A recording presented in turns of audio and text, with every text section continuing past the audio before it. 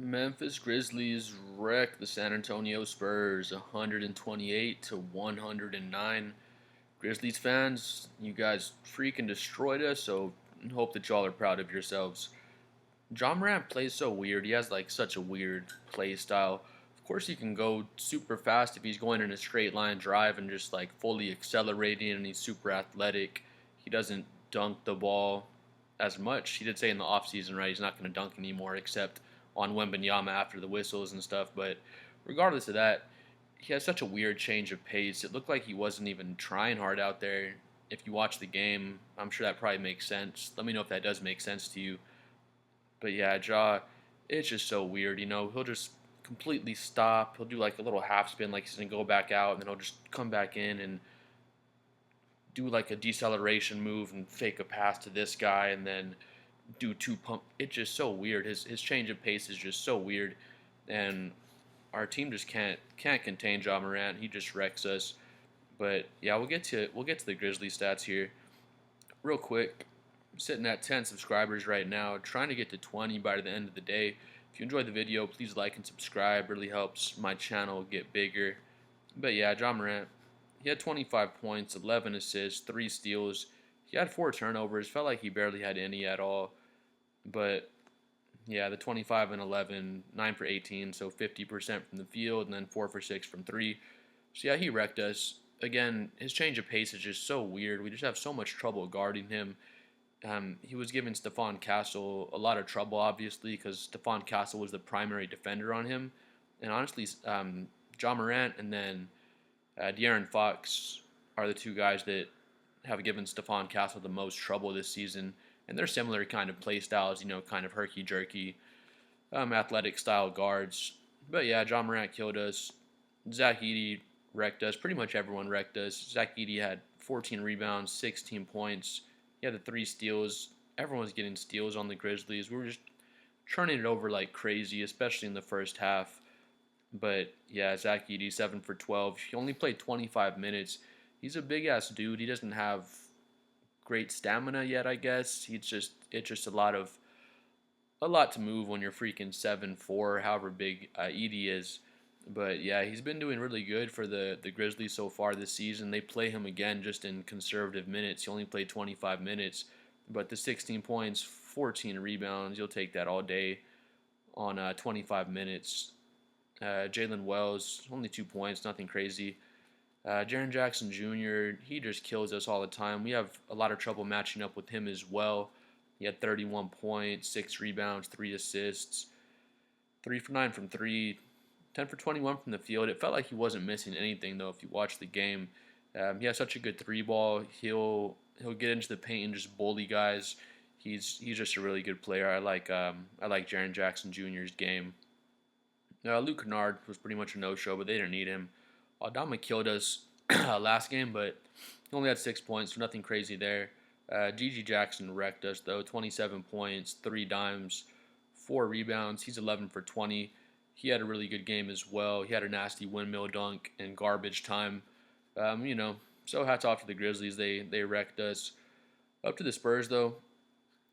First thing I want to look at as a team stat, we had 23 freaking turnovers. The Grizzlies had only 15, so we're 8 turnovers ahead of them, of course.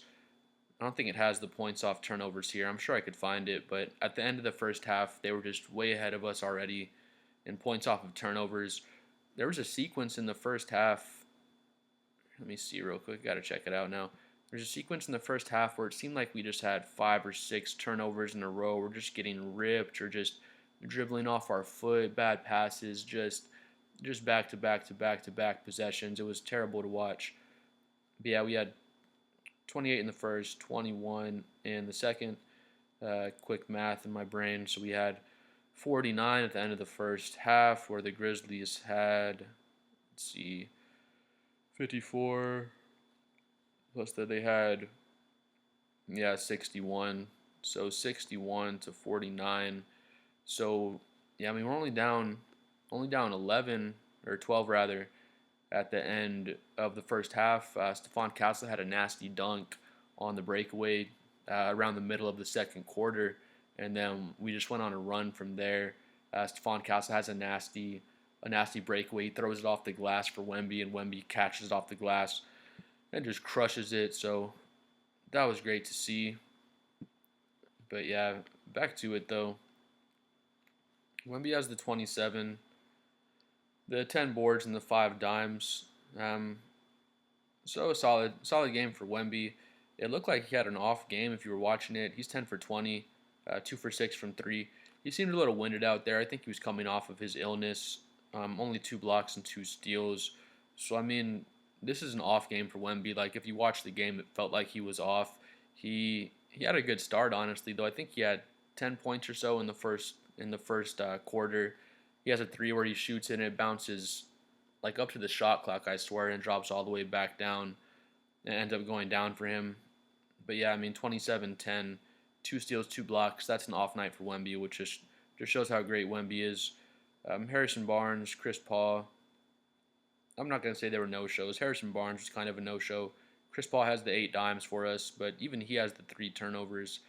Like, if you just look across our starting lineup, 2 turnovers, 4 turnovers, 3 turnovers, 2 turnovers, 5 turnovers for Stephon Castle. So, yeah, Stephon Castle was turning the ball over a lot, but it's just rookie stuff. He had a great game as far as I'm concerned outside of the turnovers. He had 21 points, 5 assists, the 6 boards. He's 9 for 17, 2 for 5 from 3. He's always just aggressive out there. He's always taking whatever shot he wants, really, and it's never bad shots. He always gets good shots in the flow, and he gets what the defense is giving him. 11 points for Vassell. He's 5 for 15 from the field, 1 for 6 from 3. So, of course, a bad game from Vassell there. We could have used more from him. I know that we're going to make another trade or two at least before the deadline comes up. I think I've heard, is it Valanciunas? I think Valanciunas, Jonas Valanciunas, I think his name's been out there. Brandon Ingram as well. If we picked up Brandon Ingram, he would be such a great fit on the team. If we could somehow get both of those guys, I don't know if that's possible, but that would definitely be what we need to make a pretty solid playoff run. I'm not going to say a championship push. Of course, it's too soon to be saying that, but we can at least get into the playoffs and make a push. Hopefully, get out of the first round or something if we can pick up those guys because they would fit great on the team. But with that being said, I don't know who we're gonna move. We're probably gonna move at least one of these guys, Keldon, Vassell. I hate to say it, I don't want to see that happen. We're not gonna move Castle. But yeah, you see Vassell having the 5 and 15. Probably not going to happen. Hopefully we don't move any of these guys. I thought we would for the De'Aaron Fox trade, and we kept all of our core guys after that. So hopefully we can keep them all, but, Vassell only had the 5 for 15. I'm probably just too much in my head with the trade deadline and thinking he was playing nervous out there or something, or, maybe he knows something we don't know. Comment below and let me know what you think. I don't think that's the case. I think I'm just being paranoid. With the trade deadline, with Luka getting traded, like, I don't even know what's what anymore and what will or won't happen. But yeah, Jeremy Sohan had a great game. 14 points, 8 rebounds, 3 dimes. He hit both of his threes, 2 corner threes, so we'd love to see that. And then, again, if you're a Spurs fan, you probably love or hate Jeremy Sohan. That's pretty much how our fan base is. It's never really in the middle. I love Sohan, though. The 14 points and the 8 boards is great. The 2 threes is great, but his impact is always more than what the numbers show. His defense is just always crazy out there. His shot contests, and it doesn't always correlate to steals and blocks because he only had 1 steal and no blocks. But I've compared him before to Draymond Green. He's kind of that type of player that can just defend 1 through 4. Great on the perimeter defense. Great in the interior as long as he's not defending Zach Edey or some gigantic center. But yeah, good game for Jeremy Sohan. Keldon Johnson's 1 for 8. He had 7 points. Got to the free throw line a bit. Yeah, I don't know. I was happy we kept Keldon after the De'Aaron Fox trade, but he was looking bummed out last game. His energy looked good this game. So again, I don't know if I'm just paranoid after the Luka trade or what, but I feel like we're gonna move more of our guys, and Keldon's been seeming to, at least around Spurs fan circles that I've been around, Keldon's been seeming to be one of the guys that looks like he may be traded. But again, if we can keep him as kind of a spark plug scorer off of our bench, that would be great. But again, like I was saying, we're looking to see if we can pick up Brandon Ingram or maybe Valanciunas pretty soon here before the deadline on Thursday. But yeah, again, Grizzlies just kicked our ass. They're 34-16, so they're just a great team. Let me see real quick. I didn't realize how high up Memphis was, honestly.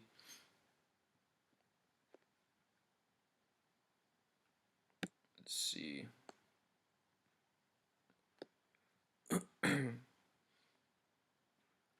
So, yeah, I didn't even realize that Memphis is the number 2 seed right now. Um, so yeah, I mean, we just got beat by the better team. I was thinking when I was watching the game, I was like, damn, if only we had a Ja Morant style guard on our team that can do some of the things Ja Morant can do, we would look great. But again, comment below. Let me know what you think. I think we got the better version of Ja Morant. I'll take De'Aaron Fox over Ja Morant all day. He's less injury prone. I feel like he's just more durable over time, and he's just a better player. I feel like it's a super close one, but just in my opinion, I feel like his fit will be better with the Spurs. And then John Morant's been fine lately, but he has had his off the court issues. And I'm not here to judge people and say, you know, critique him on his off the court issues.